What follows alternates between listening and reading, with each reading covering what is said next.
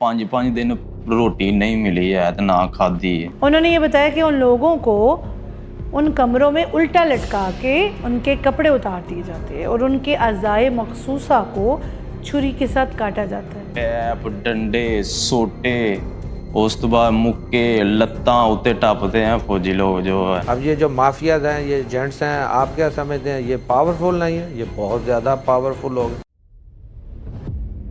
अस्सलाम वालेकुम दोस्तों, आज की ये वीडियो मबनी है उन बदकिस्मत बेवकूफ़ और मजबूर लोगों पर जो लोग कामयाबी के लिए मौत के रास्ते पर चलने का फैसला करते हैं।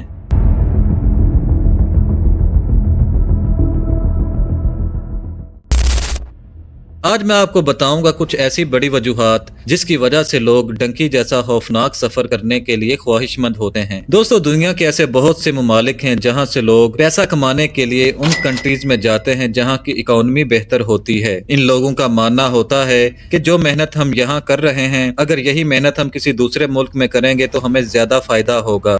दोस्तों, डंकी लगाने वाले हजरात सबसे पहले राब्ता करते हैं डोंकर्स यानी एजेंट्स के साथ, जो कि आपको गुजरांवाला, लाहौर, कराची और बहुत से शहरों में मिल जाते हैं, जिन्होंने सीक्रेटली अपने दफातर तैनात किए हुए होते हैं, जो कि लोगों को सही सलामत बाहर के मुल्क भेजने के लिए पैकेजेस देते हैं। जी हाँ दोस्तों, इन एजेंट्स ने लोगों को चक्कर में डालने के लिए पैकेजेस बनाए हुए होते हैं। मिसाल के तौर पर अगर आपने कुछ सफर पैदल और कुछ कश्तियों में करना है तो इसका खर्चा और मुश्किलात अलग बताएंगे, और जिन्होंने आधा सफर हवाई जहाज और आधा सफर ईरान, तुर्की या इटली के जंगलों और पहाड़ों से होते हुए तय करना है तो उनके लिए अलग पैकेजेस बनाए हुए होते हैं। और डीलक्स ट्रैवल पैकेज, जिसमें यह आपके लिए फेक डॉक्यूमेंट्स बनवाएंगे, और फिर इकोनॉमी पैकेज, अगर आप ज्यादा पे नहीं कर सकते तो आपको बॉर्डर तक ला के ड्रॉप कर दिया जाता है और फिर उसके बाद आपने खुद सारा रास्ता पैदल चलकर जाना होता है। दोस्तों, पैकेज पर डिपेंड करते हुए कि आपने कौन सा तरीका अपनाते हुए डंकी लगानी है, ये लोग 10-15 लाख से लेकर तकरीबन 50 से 60 लाख तक की रकम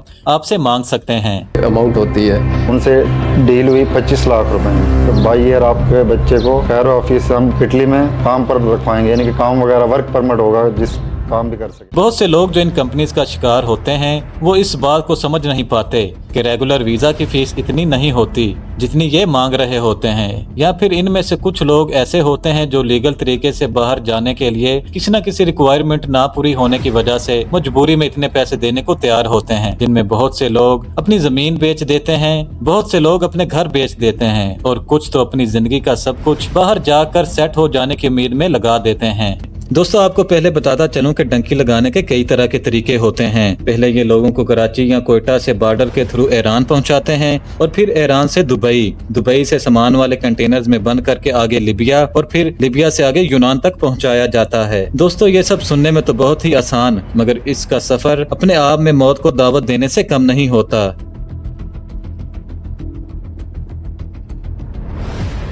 अगर हम ये बात करें कि 20 लोग गैर कानूनी तरीके के साथ सरहद पार करके यूरोपीय ममालिक की तरफ जाते हैं तो शायद 20 लोगों में से एक शख्स भी मंजिल मकसूद तक नहीं पहुंच पाए।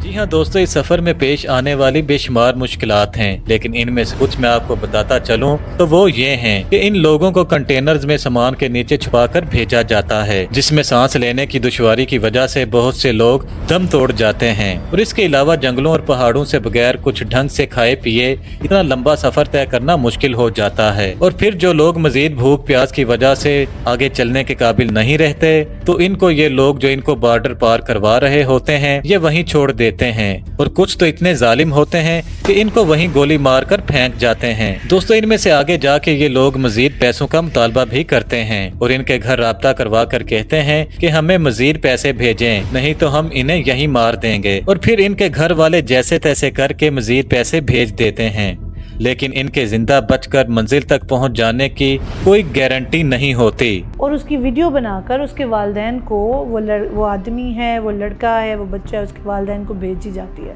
और जब ऐसी वीडियो भेजी जाती है तो फिर कहा जाता है कि अगर आप अपने बच्चे को बचाना चाहते हैं तो हमें इतने इतने $1000 दे दें। और खुशकिस्मती से अगर कोई यूरोप, USA, कनाडा तक पहुंच भी जाए तो ये चंद महीनों में पकड़े जाते हैं, क्योंकि वहां खुले आम रहने के लिए इनके पास कोई डॉक्यूमेंट्स, कागजात वगैरह नहीं होते हैं।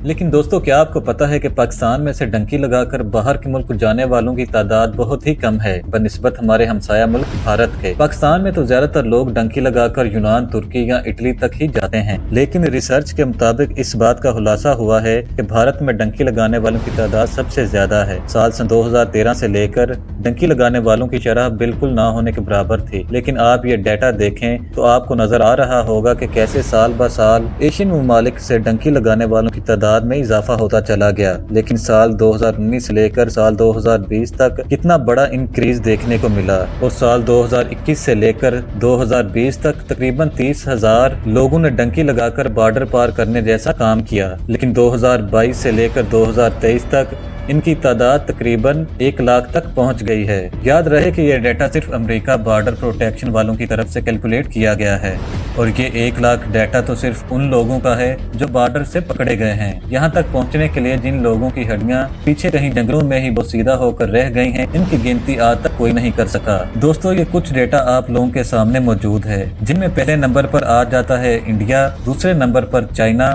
फिर फिलिपाइन, साउथ कोरिया, वियतनामी, पाकिस्तान और फिर बाकी के एशियाई ममालिक। लेकिन दोस्तों, यहाँ पर सवाल उठता है कि यह रास्ता इतना खतरनाक और जानलेवा होने के बावजूद लोग इस डंकी जैसे काम में क्यों लाखों रुपए लगाकर अपनी जान दांव पर लगाते हैं। दोस्तों, मोटे मोटे तौर पर अगर इनमें से कुछ वजूहात के बारे में बात की जाए तो सबसे पहले नंबर पर आती है बढ़ती हुई बेरोजगारी। पाकिस्तान में वो मिडिल क्लास के लोग जिनके पास किसी कारोबार में इन्वेस्ट करने के लिए रकम नहीं होती, और अगर जोड़ तोड़ करके या कोई जुगाड़ करके चंद लाख रुपए कर भी लें तो इनका ख्याल होता है कि इतने पैसे पाकिस्तान जैसे मकरूज मुल्क में लगाकर जाया करने के बजाय इन्हें डंकी जैसे कम खर्चे पर लगाकर किसी दूसरे मुल्क जाकर मेहनत मजदूरी की जाए तो ज्यादा बेहतर रहेगा, जिसकी वजह से ये लोग अपनी जानों की परवाह किए बगैर ये रिस्क लेने को तैयार हो जाते हैं। दोस्तों, हमारे मुल्क में अमीर और गरीब के लिए कानून एक जैसा ना होने की वजह से और अच्छी नौकरियां ना होने की वजह से बहुत से लोग मायूस और दिल बर्दाश्ता होकर अपना फ्यूचर बेहतर बनाने के लिए ये कदम उठाते हैं। दोस्तों, आमतौर पर जो लोग मिडिल क्लास और अपर मिडिल क्लास के यानी कि एवरेज किस्म के जमींदार भी होते हैं तो उनके पास लीगल तौर पर जाने के लिए सभी सहूलतें मौजूद होती हैं, यानी इनके पास अच्छी क्वालिफिकेशन भी होती है और पैसों का भी कोई मसला नहीं होता। लेकिन इनके बरक्स जो लोग लोअर मिडिल क्लास के और गरीब तबके से होते हैं उनके पास या तो पैसे नहीं होते या अच्छी क्वालिफिकेशन नहीं होती, की वजह से लोग शॉर्टकट तलाश करते हुए डंकी लगाने को तरजीह देते हैं। लेकिन अगर खुशकिस्मती से हमारे मुआशरे में कुछ लोग बाहर जाकर कामयाब हो भी गए हैं तो उन लोगों को देखकर अब सोसाइटल प्रेशर या फैमिली प्रेशर वाला एंगल भी आ जाता है। अगर किसी गांव में दूसरा तीसरा शख्स बाहर किसी मुल्क जा रहा हो तो कुछ लोगों को लगता है कि भाई इज्जत का सवाल है, हमारी फैमिली में से भी कोई ना कोई बंदा होना चाहिए जो बाहर जाकर सेटल हो जाए, नहीं तो क्या इज्जत रह जाएगी हमारी रिश्तेदारों में और मोहल्ले में। तो इन सब वजूहात के पीछे सबसे ज्यादा खुमियाजा भुगतना पड़ता है गरीब बंदे को। ये लोग अपनी सारी उम्र की इकट्ठी की हुई जमा पूंजी और लोगों से उधार लेकर अपनी किस्मत आजमाने निकल पड़ते हैं। किसी के पास जाने के यानी कि मजबूरी के साथ जाने के लिए, क्योंकि हम मार खाने के लिए तो अपना घर छोड़ के किसी और के घर में जाएं, सोचते हैं कि हम चलो अच्छा खाना खाए पिएंगे जिस तरह दूसरे लोग अच्छे खाते पीते हैं, इसलिए वो पैसे भी हमने थोड़े थोड़े उधार लोगों से लिए थे।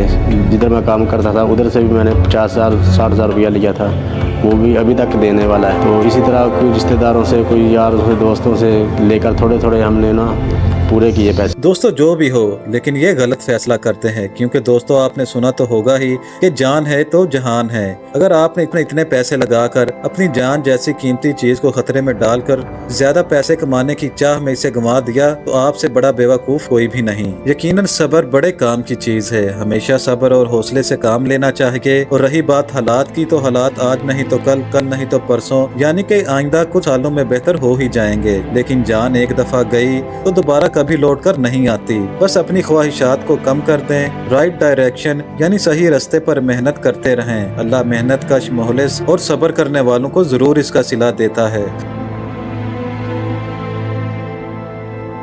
दोस्तों, उम्मीद करता हूं कि आपको इस वीडियो से जरूर कुछ न कुछ सीखने को मिला होगा, तो वीडियो को लाइक कर दीजिए और चैनल को सब्सक्राइब कर दीजिए। मिलते हैं जल्द किसी वीडियोस में। अल्लाह हाफिज।